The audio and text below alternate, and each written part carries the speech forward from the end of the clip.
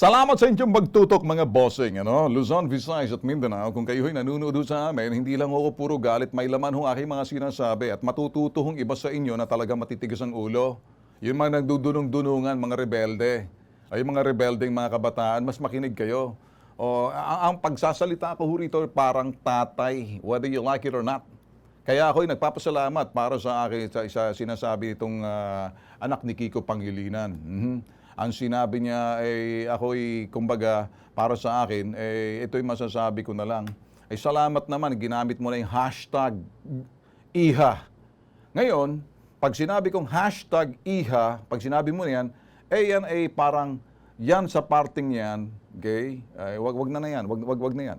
Yan sa parting paggamit mo ngayon ng Hija hashtag na yan, tanggalin mo na yan. Bakit ang liit ng box ko? Gusto ko mas malaking mukha ko, yan. Okay?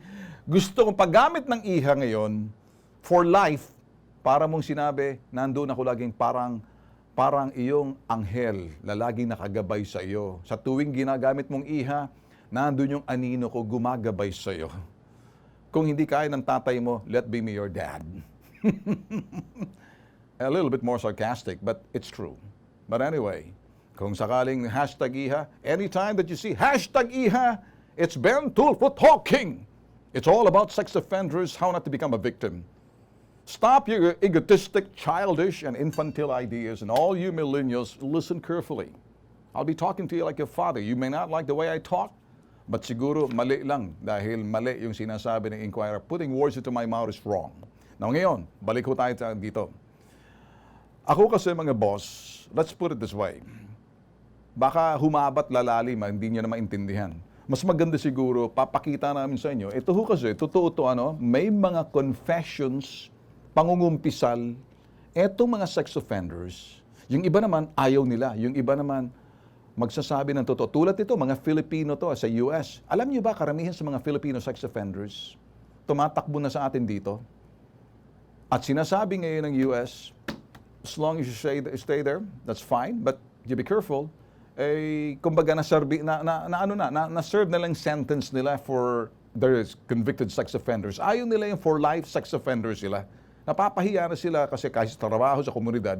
Kaya bumabalik na lang sa Pilipinas. Ito nang problema. Sino magmamonitor sa kanila ngayon? And we have a lot of it here sa Pilipinas. Bear in mind, poverty and crime, magkapatid yan. So, malaki ang poverty level natin dito, kaya yung sinasabi natin dito, that crime normally occurs. Kaya pag when a country is more industrialized, so lesser yung crime, the crime against person, especially on rape. Crime against property, lesser. Crime against person could be an assault, anything, not rape. Kaya lang, dilino na walagin ho natin. Ang pinag-uusapan, sex offenders and how they think. Ito ho yung trabaho namin para naman sabihin, hindi ako puro daldal. Hindi ako yung parang, paano mo nalaman yung utak ng mga sex offender? Siguro ikaw yun, Tulfo, Ben Tulfo. Siguro ikaw Manyakis. Siguro ikaw Gurang. Hija, and all those hijo, lola at lolo, and then lelong at lelang, kay tatang at manang, panoorin to.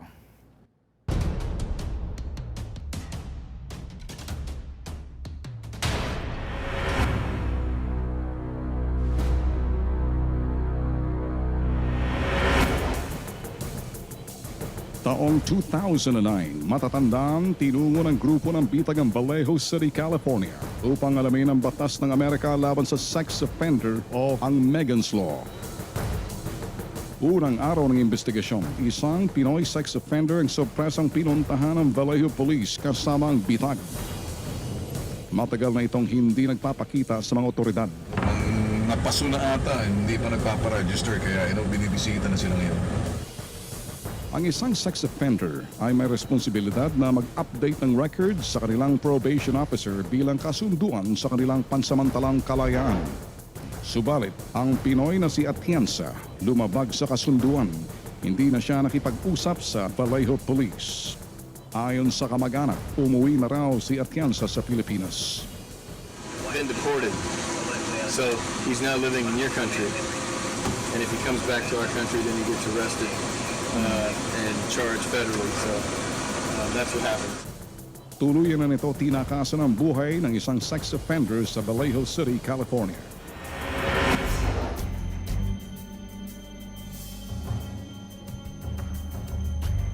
Sa South San Francisco Police Department sa California, masigasig na nag-imbestiga ang bitag sa kasong Pinoy Most Wanted na si Virgilio Teruel simulan taong 2010. Embezzlement o pagnanakaw ng malaking halaga ng pera sa kanyang pinagtatrabahuan ng kumpanya ang kaso ni Teruel. Tinaguri ang isang most wanted si Teruel at hanggang sa kasalukuyan na pinaghahanap ng mga pulis sa South San Francisco. If the NBI contacts us and requests a copy of the warrant be sent to them, we are willing to do that. We want to bring this man to justice. Subalit tumakas rin pabalik ng Pilipinas upang pagtaguan ang kanyang ginawang krimen. Ako may mayroon dito eh. Pwede pa to. Kaya walang gagamit, wala rin gagamit ito. Pare-parehas tayo. Dalawang kasong hinawakan at inimbestigahan ang bitag, parehong kasong mabigat na krimen sa bansang Amerika. Ang mga Pinoy na suspect, matakasan lamang ang parusa ng batas, tumakbo at tuluyang nagtatago sa ating bansa hanggang sa ngayon. So napakaluwag nilang nakakapagbuhay dito ng maayos at tinatakbuhan nila ang kanilang responsibilidad doon sa kanilang pinanggalingan lugar sa ibang bansa. Kung meron man silang nilabag na batas, pagdating dito, hindi sila sakop ng batas.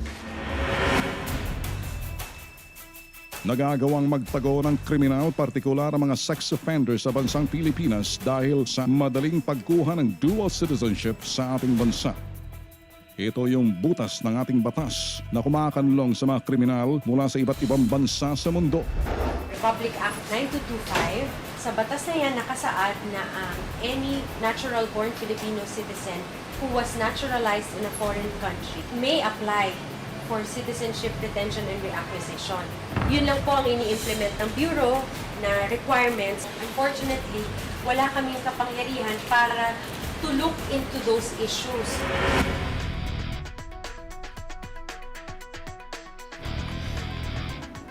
Ngayon, muling tumulak ang bitag sa Amerika para magsagawa ng isang investigasyon. Ang Daly City, California ang naging panukat ng aming grupo. Oftentimes brings paperwork from the other team upstairs. Ang Pinoy na si Lieutenant Julian Agustin, isa sa pinakamataas na opisyal ng Daly City Police Department ang mismong humarap sa bitag. Ipinakilala niya sa bitag ang dalawang detectives na humahawak ng mga kaso ng mga sex offenders sa Daly City. Sina Detective Ron Harrison at Detective Pete Nelson. Sex offenders ang tawag sa mga individual na sangkot sa mga krimen na may kinalaman sa pang-aabusong sexual, lalong-lalo na sa mga minor de edad. Kinakatakutan at iniiwasan, markado habang buhay ang sex offenders sa bansang Amerika. Di tulad ng mga parolado o lumayang individual na may kasong pagpatay o pagnanakaw, mas mahigpit ang trato ng mga law enforcement agencies laban sa mga sex offenders. Dahil sa pinaiiral na batas sa Estados Unidos laban sa kanila, ang Megan's Law.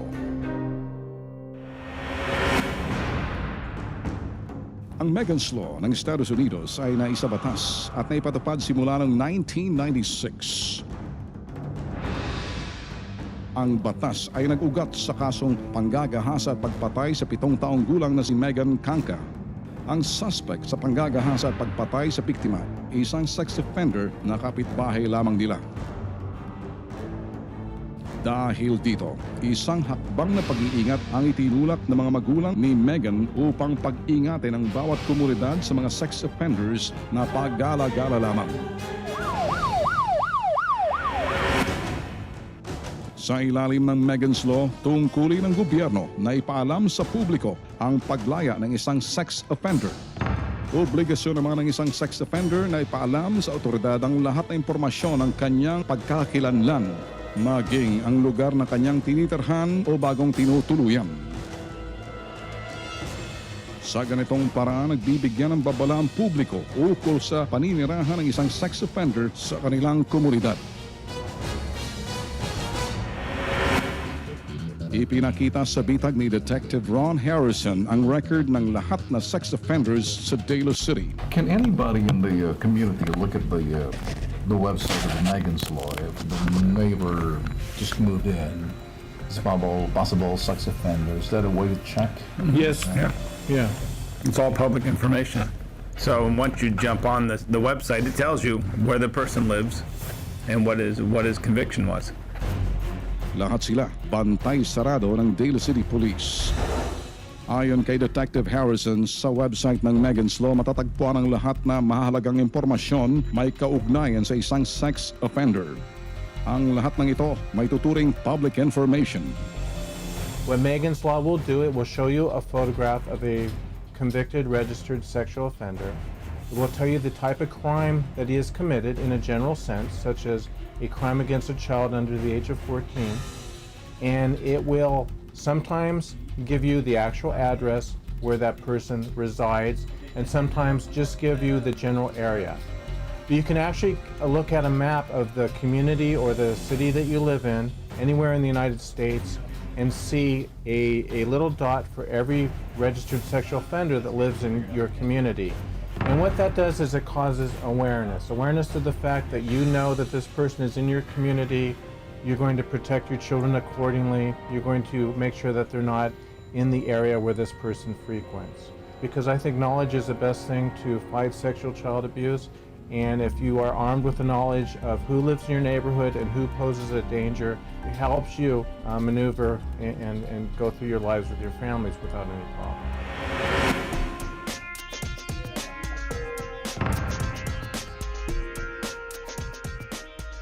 Noong araw na iyon, 3 Pinoy na sex offenders ang nakatagdang bisitahin ng Daly City Police. Okay, kalalabas lang namin sa Daly City Police Department. At sinusundan namin itong sasakyang pula sa harapan namin, mga detectives. Assigned sila under Megan's Law. So, isa doon sa mga cameraman ng bitag, nandoon kasama nila. Susundan natin dahil ang bibisitahin nila mga sex offenders, mga Filipino, 3. 65 is going to be right up over here. 45. I think that we will pull right up in here. There's 65 right there. Okay. Yeah, there's kids, so. Iba ang batas sa bansa ng Daly City, California, USA. Pero nandito ngayon ang bitag nag-iimbestiga sa kaso ng mga sex offenders sa Daly City. Target namin yung mga Filipino sex offenders na nasa listahan ng Megan's Law sa Daly City. Kaya ito'y sinisilip natin. Yung cameraman ng bitag nasa baba lang, hindi pwedeng umakyat, pero naririnig yung usapan sa pagitan ng sex offender na Filipino at yung 2 detective kasama yung police sa itaas ng bahay. I'm Detective Harrison. We're doing compliance checks to make sure that everything's going okay for Chris. We're not only doing it for Chris, we're checking like all the people that have to register. Where's Chris working at right now? Quicksilver Town. So he's in San Francisco? He's in San Bruno. Oh, is he in San Bruno? Is there any way that I can talk to him real quick? Well, he's a chauffeur, so he's with clients every now and then, and... Yeah, I just want to kind of check out his job history and make sure that we have all the right information for him. Okay. Yeah, just tell Chris that Detective Harrison from the police department, just to call, and then we'll just want to update his registration status. Kahit na 20 years ago pa yung kaso mo kapag ikay sex offender, nakaregister ka dapat. Mahirap ang isang buhay ng isang sex offender kasi dala-dala mo na yung tatak na yan na lagi kang nasa listahan ng mga police, in this case, at Daly City. So basically, the registrant here has he has a new job that we don't know about. He's driving a limousine in San Francisco. So we're going to have him come down tomorrow so he can give us his new job information, just so we have a record of it. Everything else looks actually really good in the house. It's nice and clean, and the family is very cooperative. So we're going to go on to the next location. Susunod na bahay na bibisitahin din itong mga operatiba ng Daly City Police na ang hawak ay Megan's Law, mga sex offenders, ay Filipino ulit. I hope na makita natin sa distance lang, malayuan. Pero yung isang cameraman ng bitag, kasama ng mga operatiba. So, tayo mag-aantay lang sa labas ng sasakyan.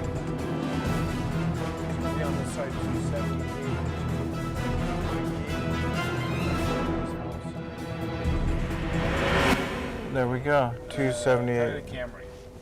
He's right here. So this is the individual that's the Christian, All right. a Christian fellowship. Okay. So he may be the good one to ask to do. All right. Okay. All right. We'll follow. Okay.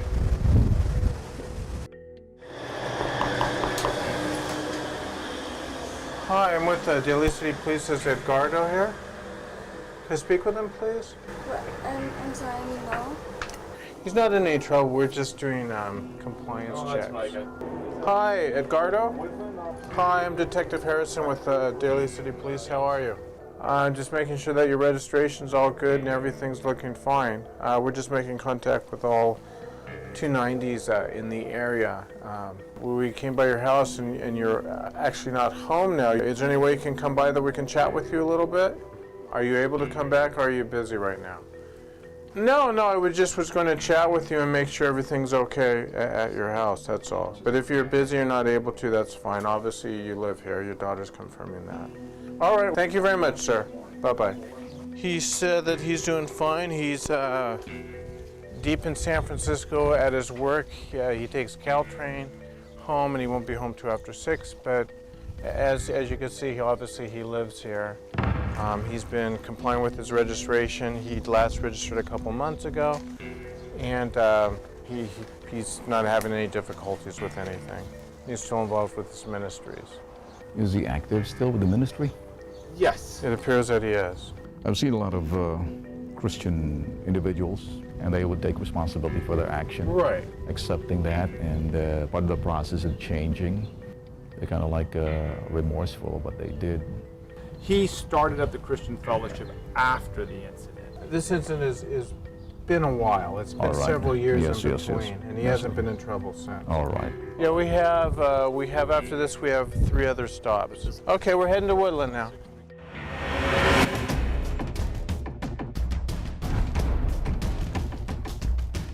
Where we're going to check on the subject who, when he was in the United States military, he was a sailor. He sodomized another sailor, and he's been a sex registrant ever since.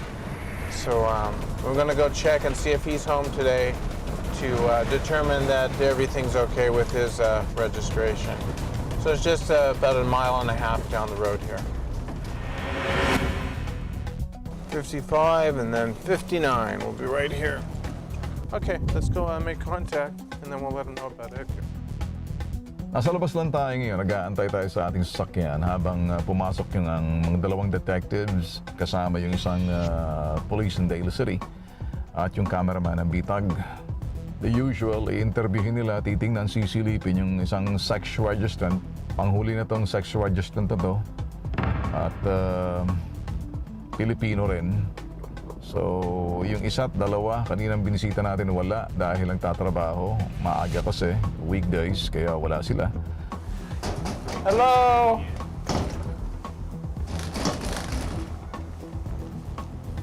There may not be anybody home. Subalit lahat sila wala sa bahay, kapwa nasa trabaho. Let me try the phone number and see if anybody's home. Growler me now, it's Detective Harrison, Daly City Police. We're doing compliance checks for 290 registrants in Daly City. Can you please call me at 650-222-9590? I would like to speak with you. Thank you. There's no one home at that residence. We left a message. Hopefully we'll contact him later. But we do have a registrant that's coming to speak with us at the police department and talk about his experience. His name is Edgar. Let's head on back and we'll meet the registrant that's coming to the station. All right. Kinahapunan, isa sa mga Pinoy sex offenders ang nagtungo mismo sa Daly City Police Department upang mag-report. Noong time na yun, I was a deacon ako sa church. Ang nangyari is that yung mga youth namin nagpunta doon sa bahay. Natutulog actually ako at yung aking anak na nandoon, maliit pa lang siya, sanggol pa lang. I think 5 months old pa lang. Nandun sa kaliwa ko. At yung bata ay nandito sa kanan. Sa salaysay ng subject, nag-umpisa lamang ang lahat sa isang biro.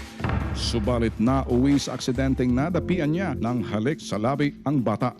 Tapos noon, habang natutulog ako, meron siyang nakita na yung kalbo ba, nababakla-bakla. Tapos, ginano niya yung ulo ko. Ilang beses akong ginanon, binibiro-biro ako. So sabi ko sa kanya, stop mo yan. Sabi ko sa kanya, gagantay ko sa'yo. Ganyan ako. Ginawa ko, tumayo ako. Tapos, di ba sa Pilipinas, meron tayong yung binibiro natin ng mga bata. Hawakan natin yung kamay. Tapos kunyari, halikan natin ng ganun. Ganun nangyari. Yung isang ganun ko, yung giwas niya ganun, nagkaano yung aming lips. Sabi ko, I'm sorry. Ginawa ko, tinakpan ko yung bibig ko para hindi ko na maano. Actually, kahit basahin niyo yung record, hindi ko siya hinipuan or anything. It was a mistake. In other words, isang biro na talagang pinagsisihan ko. When was this? How long was this? This is what particular year? 1995, October 1995. October 1995. So, anong feeling mo na ang stigma o yung tapak nandyan pa rin kahit na alam mo, nagsisi ka na, nagbago ka na? It hurts kasi ang number one na sa akin ay yung a lot of people knows me sa Pilipinas. Napakaraming nakakilala sa akin. Kilala nila ako, maski doon sa aming, kilala nila ako kung anong ugali ko. Tapos pagdating dito na pagbintangan ako ng gano'n, masakit. Ang kaibahan niya sa iba pang mga suspect, tinanggal na siya sa listahan ng mga sex offender ng Megan's Law ng Daly City. One of the things that I am thankful of is that although they know this, that I'm still registering as a sexual offender, my face is not anymore on the website. It's actually removed, and I was approved to be removed because my case is, is one of those that is not actually violent. Subalit, hindi ibig sabihin ay lusot na siya sa batas. Kailangan pa rin siyang sumunod sa mga patakarang ipinatutupad ng mga otoridad sa mga sex offenders ng syudad. There was one time na sabi ko, akala ko since nasa Daly City ako, kahit lumipat ako ng Daly City, parang magulo utak mo. Pag lumipat ako ng Daly City, hindi na ako magre-register. So nakalimutan ko mag-register. So I was arrested again for that and I was sentenced for 20 days lang. After that, wala na. With all honesty, kahit dun sa Pilipinas, wala akong record. Hindi ako nag-drugs. I was even a scholar when I was in college. Dito lang, nung time niyan, kumbaga, isang pagkakamali na hindi dapat nangyari. Kinabukasan, isang sex offender naman ang naninirahan sa Daly City ang dumating sa police station. Pinayagan ng Daly City Police Department maidokumento ng bitag ang proseso ng pag-iimbestiga at ang patakarang dapat ipatupad sa ilalim ng Megan's Law. Ang mga otoridad mahigpit at derechahan ng mga salita sa mga sex offender. When was your last registration date? 5/13 of this year? You're from Daly City area? From Geneva, San Francisco. Oh, okay. That's where you grew up? Sa Daly City tayo, ito yung mga trabaho ng mga sex offender operatives, mga detectives, Megan's Law. In-interview nila yung mga sex offenders, yung mga cases na kung saan may rape case, child molestation case, o yung mga indecent exposure kasama yan sa mga sex offenders. So, tinututukan yun ang ating kasamahan na isang cameraman nandun sa kabilang kwarto habang sinasago yung interview ng mga detectives. Kung itong process dito, ginagawa kapag ikaw may record, naka-register ka, pinapasok ka sa website. It's open to the public para makita kung sino may mga cases na sex offenders. Dahil kapag ikay nasa komunidad, karapatan ng mga mamamayan makapag-ingat, maalertuhan yung publiko. Is this just like when I said Vacaville? I said, you need to go there and sign up. Then you just told me outside, yeah, you did that. And then in here now you're saying no. Dude, do you want to get off on the wrong foot with us? Each day that ticks by that you're not registered, and you're not going to be registered today because you didn't follow the directions I gave you. And here's the other thing, okay? You're going to listen for a second. When I ask you a question, I prefer to have an honest answer rather than... Here's your raft. This is your career of being arrested, okay? Do Do not screw around with me today. Sa kausap na suspect, nasubok ang pasensya ni na Detective Harrison at Nelson. Sa umpisa pa lang, ayaw na umamin ito sa krimen kanyang nagawa. It says here, possession of a controlled substance, 2008, Redwood City. Arrested by South San Francisco, that's off something else. Were you not arrested for it? Dude, really? Okay, but I'm saying that I don't remember all that, sir. I have a lot going on. Mom just passed away, so I don't remember like, oh, no. You don't remember when you were arrested. The thing is, when we ask a question, more often than not, we're going to know the answer already. Okay? So, dude, just be truthful. I am truthful. I just don't remember, sir. I'm not trying to get Oh, do you have a medical condition that causes you not to remember anything? No, I don't. You don't. 2008, receiving stolen property. Another case, arrested by Pacifica. You forgot about that? Yeah, you know, I always forget every time somebody puts bracelets on me and I have to go to jail for a couple days or so. It's... Dude, really? Kasalukuyang ginigisa, tinatanong ng detective itong sex offender nito. Mukhang nagkakaroon ng problema sa loob. Parang lumulusot, nagsisinungaling. Kaya parang iba na yung tono ng detective sa loob niyon. Pinakikiramdaman natin yung pag-uusap. How are we going to work this out? How are we going to work into a mutual understanding that I know you're not around and you're not screwing around with us? Dude, yeah, you know what? You can mince it every way, but when I ask you a question, I expect an honest answer. So far, you're not really fulfilling that agreement. Matapos ang matinding tactical interrogation mula sa dalawang detectives, lumambot din sa huli ang suspect. I give you some advice. When you reside in the city of Daly City and whenever we have to talk to you in the future, that you're completely honest with us because you're not an honest person. You are a sex registrant. You need to be honest, straightforward with us, and then we'll just be all okay. Hey, dude, this guy's all right, Pete. Yeah. And then I don't have to frickin' get on you for this nonsense, dude. I got other stuff to do today. Get it together, or else you're gonna get violated. Okay? I don't want to violate you, but you're the type of guy that I'm gonna end up violating. You know why? You're not honest. You don't take any responsibility for anything, dude. I don't believe you. Come back tomorrow, have that stuff together. If not, you know, I'm gonna call, you got 5 days. You're gonna do what anyway? All right?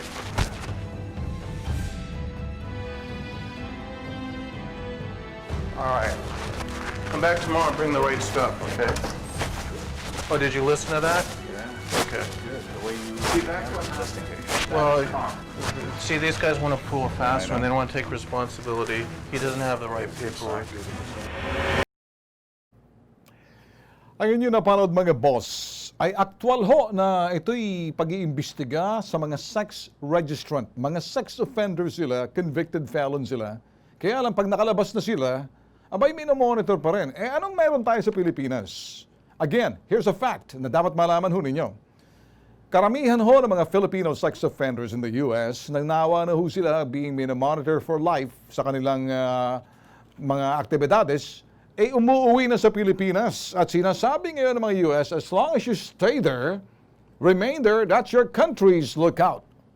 Bahala na tayo. So nagkalat ngayon mga sex offender. May mga ibang mga sex offenders na mga dayuhan pumupunta sa atin for sex trip. Kaya dapat malaman ng ating mga kababaihan na yung psikolohiya ng mga ito'y sex offenders, mga pedophile, kasama dyan, iba. Iba yung sinasabing ideal world natin na kung ano man gusto rin yung suoting damit, you can if you want. There will be consequence. So, ang tanong, are you being blamed for that? No, it's your choice. When a statement of fact is being said na, you can awaken the beast of this sex offender or a rapist or a maniac, the only thing that he does and wait for is the opportunity, the time, and the place to commit. Oportunidad lang, yung oras, panahon. Yun ang aking ibig sabihin. Hindi ibig sabihin, abay, we are now promoting the culture of rape. No! Kaya nga sex offender sila, kaya nga sila'y tinutugis natin eh. Kaya nga natin pinag-aaralan. Ang problema kasi sa atin dito, karamihan ho sa women's right or itong mga women's group. Let me state the fact, si Ben Tulfo is pro-victim. Ang dami mga sex victims or yung mga rape victims na pumupunta sa amin, wala ho kaming iba kundi gawin tumulong. Hindi ho kami naninisi. Biktima nga, sisisihin mo pa. Ang tanong, ano ba pinag-uusapan dito? Suot ninyo? Di, bahala kayo sumuot. Wala namang sinasabi dito kung ang suot ninyo, magsuot kayo ng malaswa. Nasa sa inyo yun eh. Kung gusto nyong respetuhin kayo, nasa sa inyo na yun eh. Now, sabi nga ni Risa Hontiveros, wala daw dress code. Ano bang ibig sabihin nun? Well, very simple. We are a pro-victim. Avoid being a victim of these sex perverts, sex predators, sexual predators, sex offenders, convicted or not. And sasabihin natin, we don't know kung nasaan sila, mag-iingat tayo sa ating pag-iisip. So, am I promoting the culture of rape? Hell no! What am I saying? Solution tayo rito. Understand this. Kayong mga kumukontra sa aking mga sinasabi na itong mga sex offender na to, pag-aksayang pa ba ng panahon natin yan? Ang solusyon dyan, bitay na yan, death penalty. Lalo-lalo na pag gumamit ng droga at pagkatapos ng rape ka, walang anumang solusyon. Ngayon, doon naman, there is no reason for everybody to abuse anyone just because ang damit niya ganare. No, we're just saying, careful, ladies. I'm not saying dress up properly. Just be careful. We might just awaken the beast within na hindi natin kasama. Ang katabi pala natin, sex offender or manyakis or may kunting problema sa pag-iisip na kinakailangan ng therapy. We need lahat ng mga sex offender, convicted sex offender, i-register sila para malaman sa komunidad kung saan sila para makaiwas yung mga nandoon. Kasi kung hindi mo alam, patay kang bata ka. The same thing in the U.S. So, what are we talking here? Again, let me promote, si Ben Tulfo is not basically blaming the victims. No, we help the victims. We do not condone, we do not promote sex culture. Again, ang rape can be done hindi lang sa babae, kundi sa lalaki. Bata man o matanda, sanggol man yan. Kaya, listo tayo all the time. Yun ang ibig kong sabihin.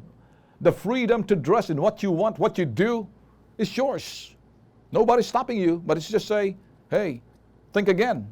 If you don't, then it's your choice. Hindi kami yung pulis sa lukban ang sabi, pa-short kayo, pa mga suit nyo, pek short na yan. Kaya kung minsan, ayan, na-rape. Hindi kami yon, yung mga tangang pulis yun. Kaya nga sila, kinakastigo, bibigyan sila ng administrative case. That's not Ben Tulfo talking. What's Ben Tulfo talking? Be careful. Their desire, the